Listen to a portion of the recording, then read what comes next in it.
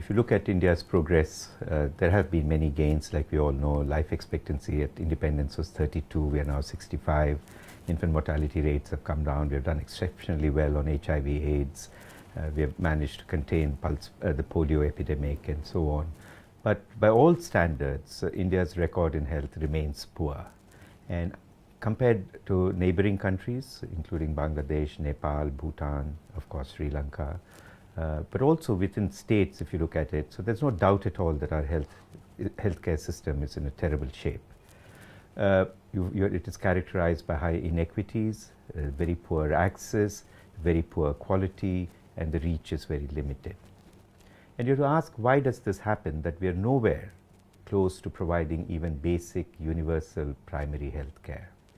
And the fundamental point to recognize is that no country in the world has provided a semblance of universal primary health care without a strong public sector in health.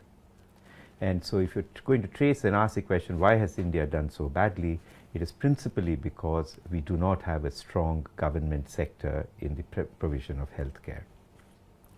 And a reason why the public sector, and we complain a lot about the public sector, that you don't get any value for money. It is supposed to be free, but very few people are accessing the government sector. You have complaints of understaffing, overcrowding. Even the good ones are overcrowded. There's absenteeism, the equipment is not there, and terrible state of management efficiencies you'd never get in the public sector. And when you ask that, the fundamental reason is because the public sector remains grossly underfunded. And the underfunding story of the public sector is well known, because as we all know that India spends only 1.2% of GDP on public spending is only 1.2% of GDP, as against almost 2.73% in China and so on. What we are arguing today is increase the amount of public spending, raise it through taxation, ring fence 70% of it for primary health care, as that should be the real priority. And lastly, we are arguing that you must give greater flexibility to state governments so that they have the potential to spend the money the way they need to, not on the basis of some national formula that you have worked out.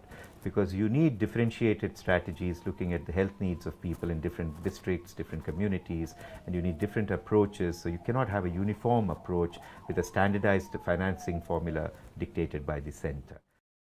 So let me end by saying that yes, we are at a very important juncture.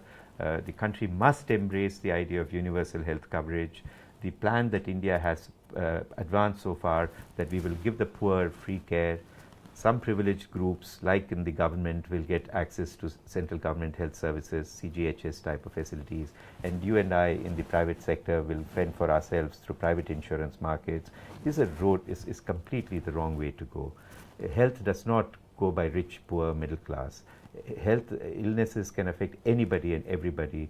And as we look ahead in this country, and we're looking for people's life expectancy to go up to 80, 100, 120 years in the years to come, we really need the state to invest adequate amounts to ensure that we all have universal health coverage, good quality, decent, at least primary health care and secondary care.